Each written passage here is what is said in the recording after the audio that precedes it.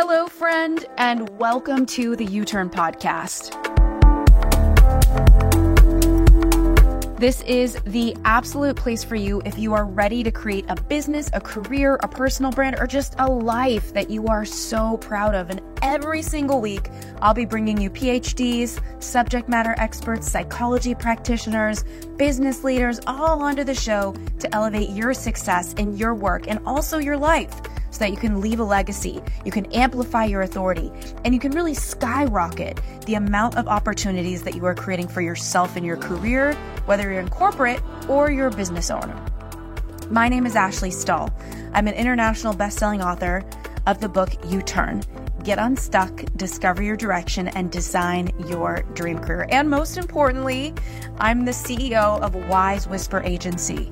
I'm a top 100 TEDx speaker on the internet, and it inspired me to start Wise Whisper because my company now has a completely done-for-you process to get your signature talk written and booked on stage. In fact, we've written more than 100 TEDx talks, and we've placed more than 100 clients on stage as speakers for TEDx events. And now I'm on a mission to help every change maker that I know impact millions and share their story.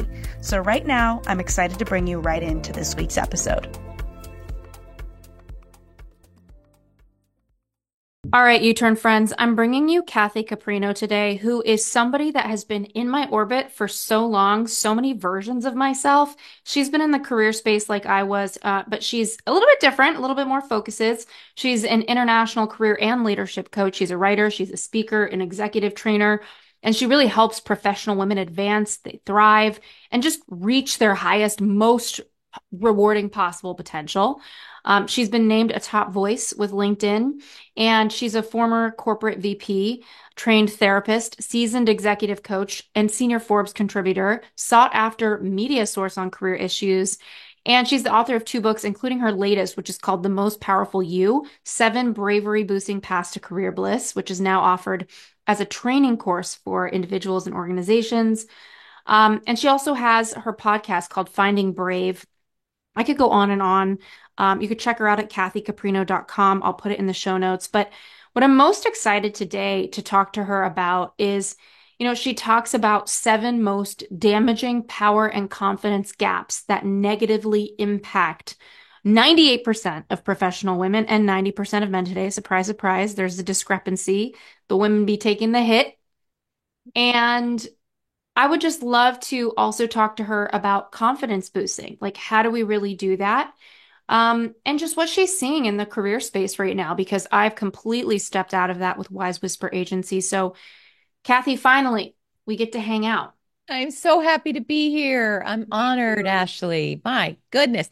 We have been kind of tracking for so long. Oh my And, gosh, there's so many Forbes articles I've seen. They feature me, and then you're right next to me, and I'm like, who's this Kathy? And do you know what the experience of you has been in I guess it's becoming conscious right now, but I've always saw you through a regal lens. I'm like, this woman is a trained therapist. She's not just out there giving her opinions. She's worked on her ability to work within people's psychology. You have something very regal and elevated about your abilities. Oh, Ashley, what a Yeah. beautiful word. I Thank thank you. you. And what a compliment. I really take that to heart. Thank you so Yeah. much.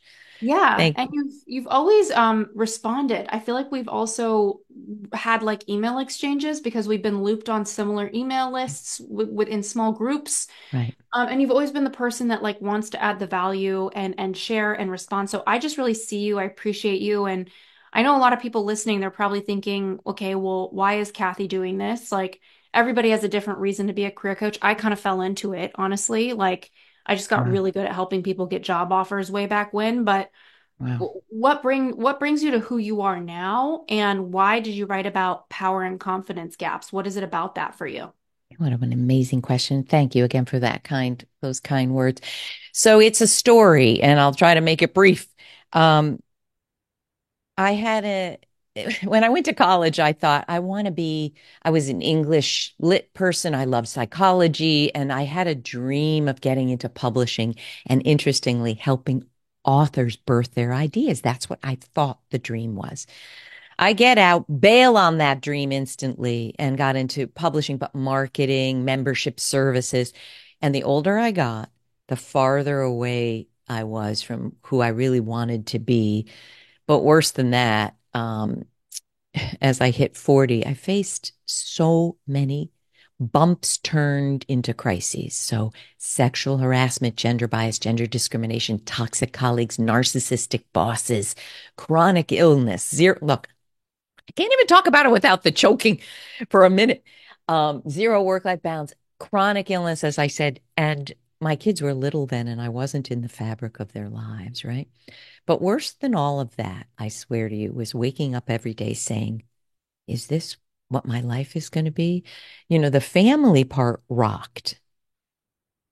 I so love being a mother and my family, but that professional part was a disaster. But I didn't know how to fix it. I didn't know what was wrong. And then I was laid off after 9/11 in a way that was not copacetic. And good girl Kathy snapped and saw a lawyer, and all I'll say is it ended well. But I was sitting in my therapist's office weeping. And he said, I know from where you sit, this looks like the worst crisis you've ever faced. But from where I sit, it's the first moment you can choose who you want to be in the world. Who do you want to be? Not what, but who. And I said, I don't know. I want to be you. And he said, what does that mean to you? And I said, I want to help people, not hurt people and be hurt. And long story short, he said, I think you'd make a great therapist. And I thought he was right.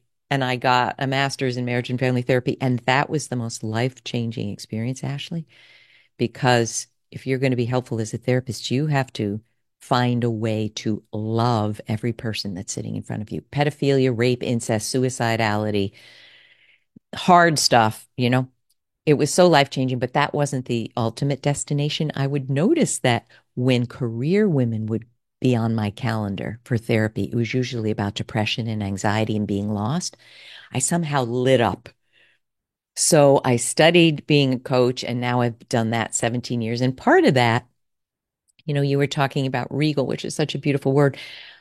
There's so many, I'm just going to say this. There's so many people that come out of the gate and say they're a coach, and they have no training.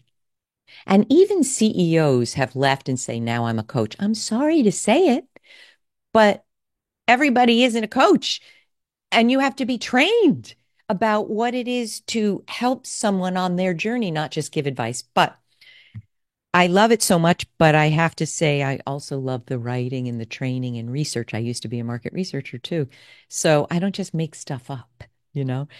And about the book, I'm doing a lot of talking here. I hope it's answering the question. The reason I wrote this book, and this is my second book, I don't know, about 6 years ago, I said, what is going on here? That no matter where these women are calling from, mid to high level professional women around the world, no matter how much money they make, no matter their education, no matter their field, their level, they're bringing the same problems over and over and over. And I said, I've got to pull the viewfinder back and understand what's missing. And after doing a lot of digging in and research, what emerged was this: they're missing the bravery to face head on what isn't working and take accountability to change it. But that's not enough. We need power. And that's where I saw that as far as women have come, I don't mean to paint every woman with the same brush or every man with the same brush. Of course, we're all different. But my research and others show we tend to shun power. I did a poll on LinkedIn about, do you want more power?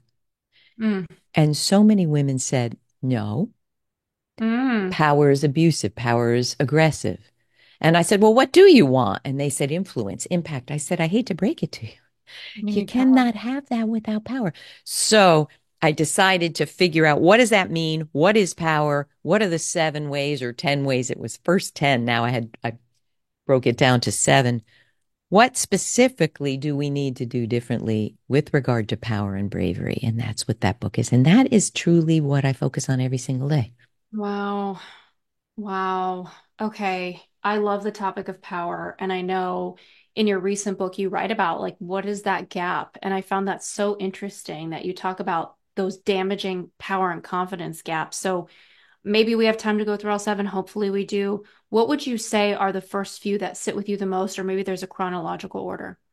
I'd love to just read them off Yeah. quick, seven, and then Yes. start with number one. And because I think it's Perfect. the heart of it. Number one is I don't recognize my special talents, abilities, and gifts. And I see this quickly on clients fill out a career path assessment that I've written.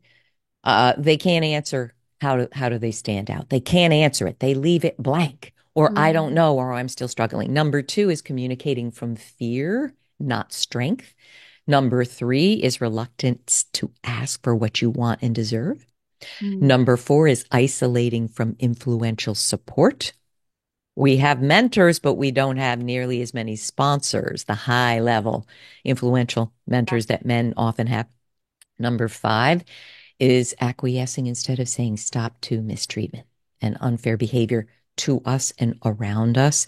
Number six is losing sight of the thrilling dream you had for your life and your career. And number seven is um, allowing the past to continue to shape and define you.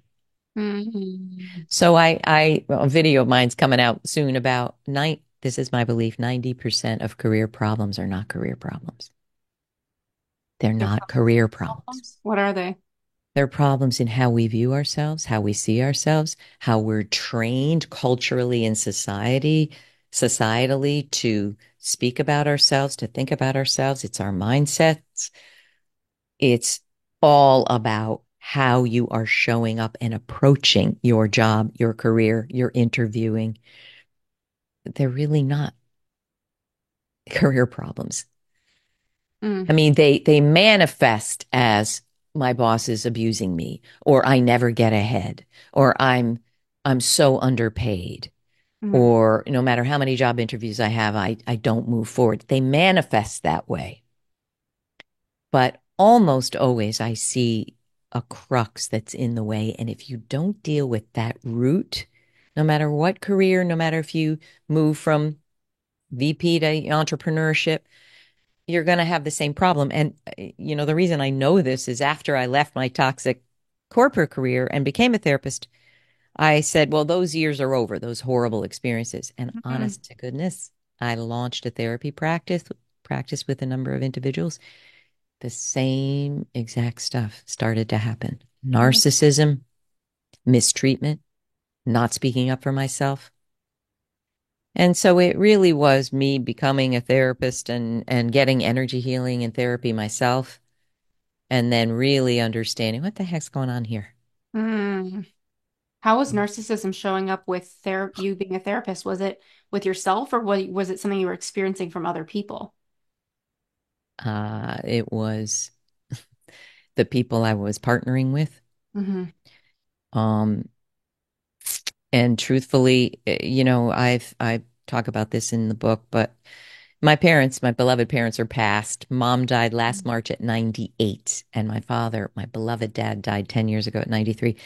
I had a very happy childhood, but one aspect I had, and I had to ask my mother permission to write about this, years ago.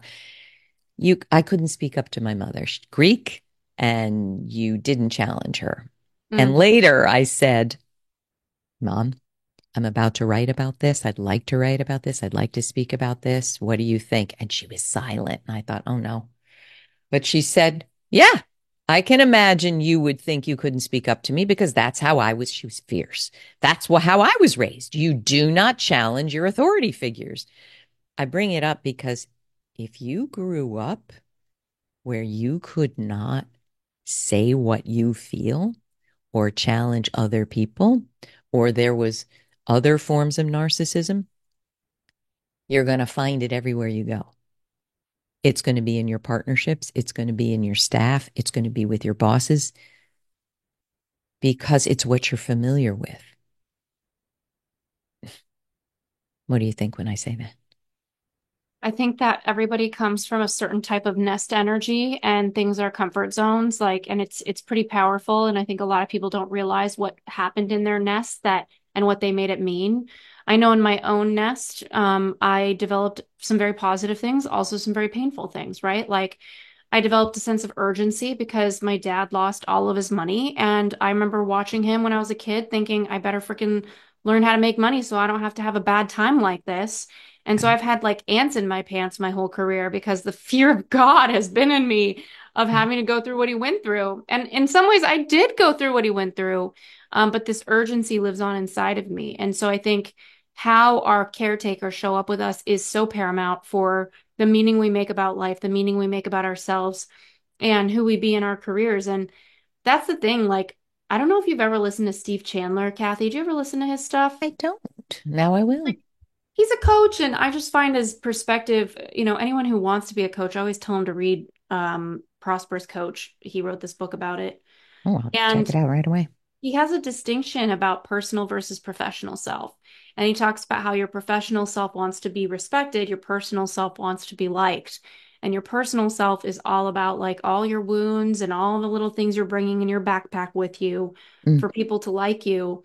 And that mm. always stuck with me. And even now, I love my team. I have a team of like 25 people I'm developing Wow. right now. Good for you. And I want everybody to like me. I want them to want to work with me. I want them to want to stay with me. We have a couple writers where I'm like, wow, you're the best writer. It's just so impressive. Oh, wow. All of our writers are great, but a couple of them I'm like blown away and like, how do I never lose this person? And Interesting. that comes from my own stuff, right? Like my Right. professional self needs to come to the plate and say, professionally, I'm going to be fine and I need to be a businesswoman and I need to do these things to protect my business and not just sit here in this low frequency of like me, like me, like me. Wow. Um, That's powerful. I think this is a corollary and it's not contradictory to what you just said, but I say this, you are a person when you show up to your professional life. There is not a dichotomy. mm, Um, so I think you're saying that you want to be liked and that's a personal trait, but it shows up in the business. I mean, the only times I think that that's maybe not necessarily true, like I really felt like I rocked it as a mother, but in the business world where I'm negotiating myself for money, that's where it got much more complicated. yeah, So I think that's around power, that's around money. And as you say, we all have a money story. We all have it. And most of us don't have a very healthy one. I got to be honest. yeah, Most of us really didn't learn that, we either think some people think it's the root of all evil, like the filthy rich. If you say filthy rich, then you never want to be, it goes on and on. right. But I think that if we can, I mean, I don't do therapy in coaching, but I have a therapeutic lens and I can't lobotomize myself. So immediately they come, I look at the career path assessment and I see what it is. I'm like, Mm, there it is. mm, And usually when they start talking, I say, how old is this problem? Nobody ever says it just started. mm, They go, oh my God, it's so old. mm, So there we go. We all have a different take, don't we, Ashley? You help TEDx speakers tell their most amazing story.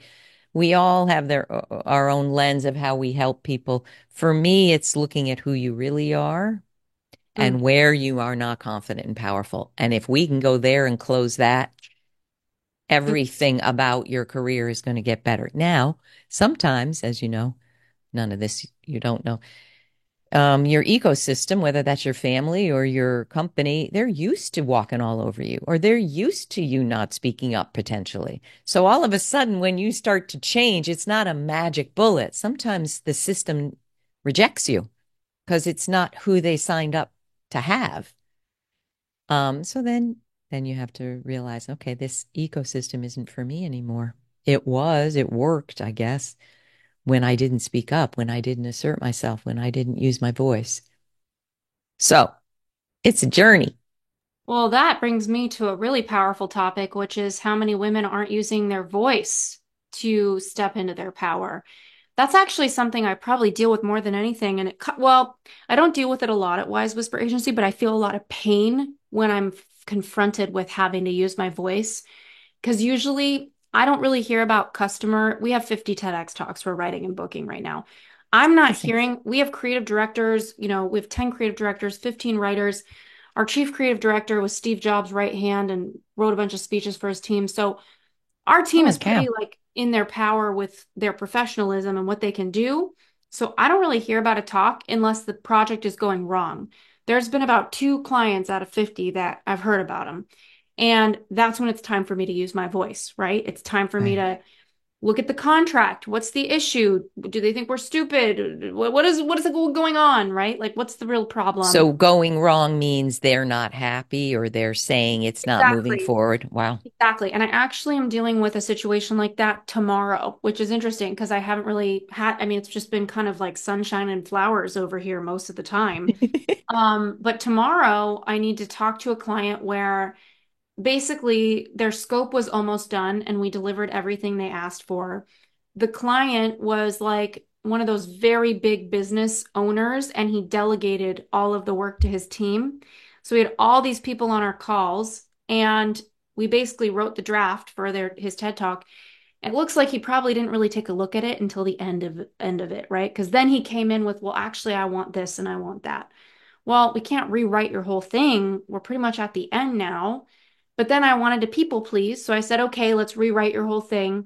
Oh, no. And for many different reasons, his new one is not going to be as good as the old one because he's in the medical profession and there's a lot of medical rules and you have to walk those boundaries. And a lot of the things he wanted changed were medical things that we did not want to say in his TEDx talk because they're going to get his TED talk pulled down.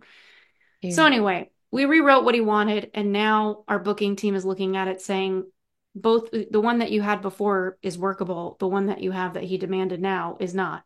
So tomorrow's the last call of the project, and we're basically delivering two done talks, one we think is usable and one that's not. Ashley. And I need to figure out how to basically say we don't want to work with you anymore and we don't want to give you a refund because we did all the work. I paid all the people and it's not our responsibility that you don't want to show up for your own project until the end. Um, but obviously, how do we say that in a nice little fuzzy way that doesn't make people not like you? I don't know if there is one. So, How about we do it? How about I talk to you oh about my this? gosh, let's do it. So I really do know that you know a lot of what I'm saying, but maybe listeners don't. Right. I've been doing this 17 years. Yeah. So I have Bring had it on. every difficult client you can imagine for every reason, from raging narcissism to mental illness to needing therapy. The very first thing is that the contract has to be so clear, so clear. And in my contract, I say, for instance, there are no refunds. Yeah. And the reason for that is I've done work with over 20,000 women individually around the world and blah, blah, blah. And coaches can't guarantee the results. Now that's different. You're writing. But the very first thing is that you have an agreement that if they sign it, they can't substantively argue with something like, we don't do a full redo because blah, blah, blah. But there are times you're going to bend over backwards because you want to please a client. Right. So, some tips. I really believe this. I heard this years ago. You can say anything when you say it with love in your heart. And some of my clients are like, love? I don't have love for this. I don't have love. I want to be like, yeah. Right. But and it is late in the game because it's the last call, which is unfortunate, right? But when he changed everything, what could have been said is, Fred, I think I see the picture very clearly. You did not write it, your staff did. I see where you want to go, but we're the experts. Like I'll say this, I am the expert in transformation. You're the expert in your story in your life. Mhm. So what that means is if we're going to talk about you changing, I'm going to give you some thoughts and steps, right? But you're the one that knows your life. In that case, you could have said, I think I hear where you want to go from the bare bones of it. It's going to have legal ramifications and it's not going to be as strong. So we can write this for you, but I don't think you're going to be happy. And I don't think it's even going to get off the ground. So again, sounds like narcissism a little bit, what's going on. Yeah. But if you say to them with love in your heart, I know that you want an impactful talk, this is not it. So we have a choice here.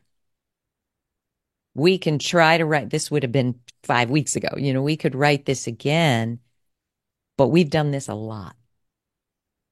And I can tell you with really pretty much 100% surety, this is not going in the direction you're going to be happy with. Hmm. What do you think? Yeah, I mean, I can imagine her saying, "Why did you write the thing out that we told you to rewrite if you knew it wasn't going to get booked?" And it's like, well, we don't really know until we put it to the page and take your advice, but we already stood by the draft we already wrote. We already told you it was a great draft. And it's not our fault the guy didn't show up until the end to have a problem with the draft. Is Their whole he team. is he nervous about doing it? Is there some fear there? The first one? I bring it up because I know you know this stuff, but Yeah. listeners might find this helpful. I've had it where a client will say, I want to go in this direction unequivocally, and then an hour later after the call, they're vacillating. Yeah. And I record the videos. So I say, look back at what you just said on the call. You're 100% there. What happened? It's always fear when they back off. Like, Mm. oh, I don't know. This isn't good. Is there fear of that person being vulnerable or there's something? It's a man, we said. Is it that? No, I think it's narcissism because he's pretty famous and he kind of like, I think there's something inherently narcissistic about having your whole team do something and then come in when the entire scope is complete and putting it on the other people that it's not what you want. I think I'm as sorry, leaders, Ashley. Difficult. oh, you're so sweet. Like, I think there's something in being a leader where, like, if you, like, I think that, what am I trying to say? There's certain types of leaders that will be annoyed when their employee has questions for them. To me, that's like a toxic leader. It's like, well, you hired people. Right. They should have questions, and it's your role to support them in the answers so that they could keep serving whatever you hired them to do, right? And I think there's some people, and I guess we see them because we're working at such a high level with some of the biggest thinkers with these TEDx talks where, and there's some really beautiful souls that come in and they totally see the magic we have. But this is like that one or two out of 50 person where it's like, this is going to be a brutal meeting tomorrow. And I Oh, felt it in the pit of no. my stomach since yesterday. I actually think I'm going to create a video on Loom showing them the old talk, showing them the new talk, talking about why I don't like some of the suggestions they made, and letting them know they're welcome to choose which one we want to get booked. I'm confident this second one he wanted changed that we happily did outside of scope and rewrote to show him. There you go. I'm clear it's going to get pulled down from the TEDx channel if they want to do it. So I Is think there a way to remove the questionable aspects like while keeping the thread and the arc of the second one? Would that no, be a comp? no, he completely changed the talking Oh, points God. and it would all be tagged as pseudoscience. Like this kind of Okay. person has claims like food will cure cancer. Like the TEDx channel won't accept that. Oh, God, Ashley. Yeah. So it's, I guess it's So, yeah. my question, like as we're talking about power and communication and using your Mhm. voice and boundaries, do you have a formula you use to set boundaries with customers, clients, situations? Like how do you, for everybody who's listening before we go, like Mm. how do they Well, I think? will give an example and then I'll extricate what Yeah. the process is. Years ago, before I knew all that I do right now, I had a client who was narcissistic and and I didn't really know that till it happened. We would talk about steps he needed to take, but he wouldn't take them. So every call, he would be upset. And, why am I not moving forward? Meaning coaching is terrible. So Mm-hmm. at one point, he wrote me an email and he went off. I didn't pay for this. You haven't moved me forward. It hasn't worked. I want a refund. So Mm-hmm. part of this is, and you have a pit in your stomach. I was a wreck. Must be 10 years ago now. My high blood pressure went crazy. And of course, I got defensive and I got angry. I know better now, Ashley. Mm-hmm. I know what that is. And so, unbelievably, I got my chit together. And this is what I did. I wrote, let's call him Adam. Hi, Adam. So, I mean, this is how to craft a response, which is a smaller question than you're asking. Yeah, no, I But think it's great. oh, good. I said, first of all, I hear how upset you are. I want you to know I hear that. And I'm sorry you're going through what you're going through. Secondly, I need to correct a few things and clarify a few things. And as calmly and respectfully as I could, I said, number one, if you look back on the agreement we signed, I don't do the work for you. I am coaching you through steps you agree to do because you think they're right, but I can't jump in there and do them for you. Mhm. Number two, as we talked about, these interviews aren't going the way you want because blip, blip, and blip. So I bring in, there's a process here. First, I'm clarifying you can't blame me. I'm doing my best. Number two, we did talk about a lot of the stuff that he didn't do that would have helped him get these interviews and succeed. And so I point him to video 3, 4, and 6. Mm. But finally, I said, but more important than all of this, Adam, I would like you to sit back and read the email that you sent to me. And I would like to ask you, what would you think and how would you feel if someone wrote this to you? Mm. I want you to think about that and let's hop on a call. Beautiful. And he wrote back in about 6 hours. I am so embarrassed and ashamed, and I am sorry. And he went on to say, he was having an episode of Hmm. freaking out. Hmm. And, we went on and we had the two more sessions, and he did not succeed in doing what he wanted to because he wasn't really capable, fortunately. But I was proud of myself, frankly, because it took every ounce of higher self not to lambaste this guy. Oh, Mm.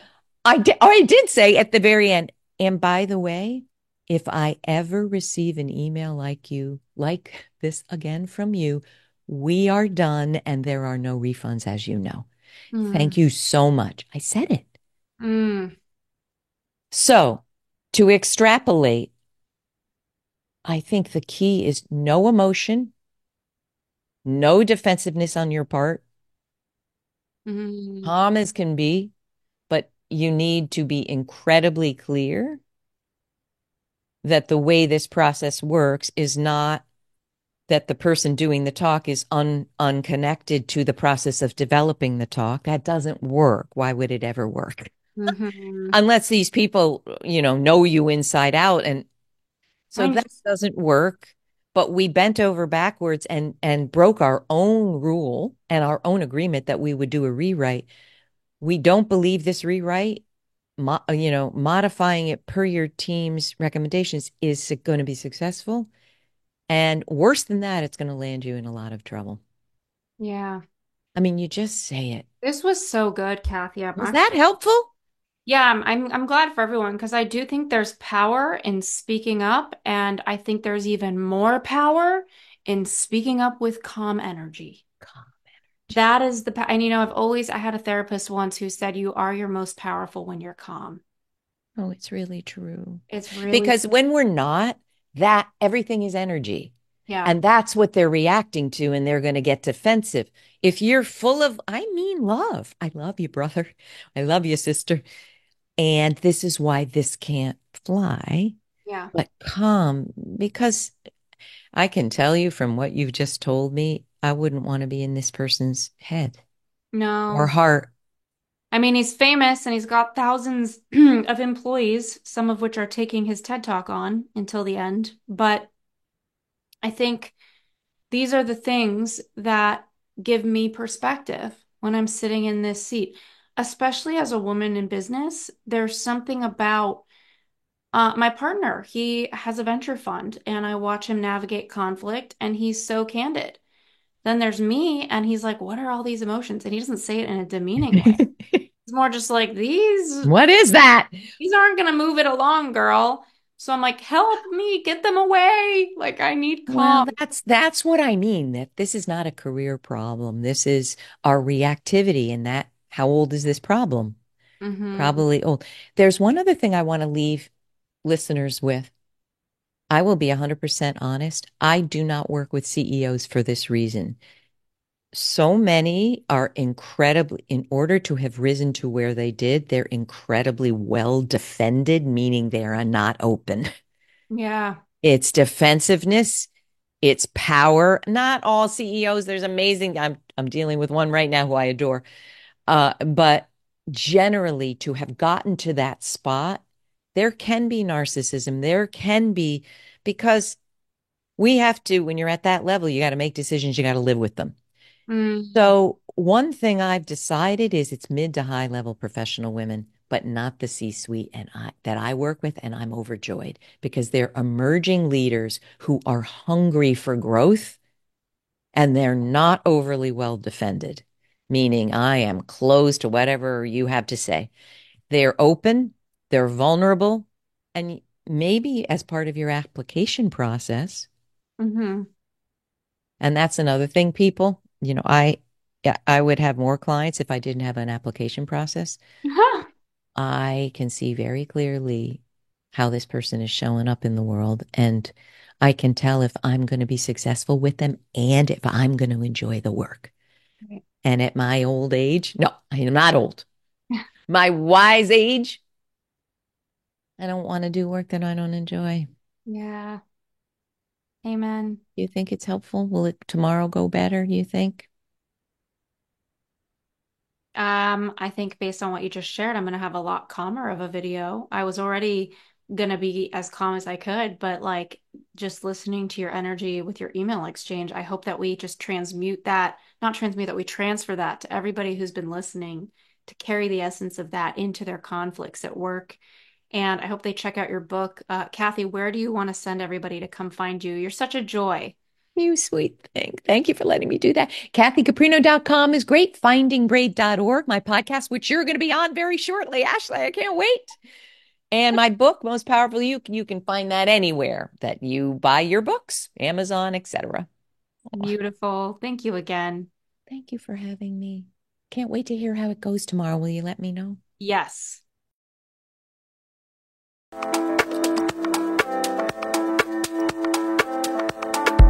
Thanks for tuning in to the U-Turn podcast. I hope you learned so much in this episode and you're putting it into action today. We would love to hear from you. Slide into my DMs at Ashley Stahl or leave a written review if you're inspired. It would mean so much to us. Be sure to subscribe to the show because, as you know, the more subscribers we get, the better the guests we can bring you. And in the meantime, if you're looking to skyrocket your personal brand and impact millions, head on over to wisewhisperagency.com to learn more about how we are getting clients booked for the TEDx stage.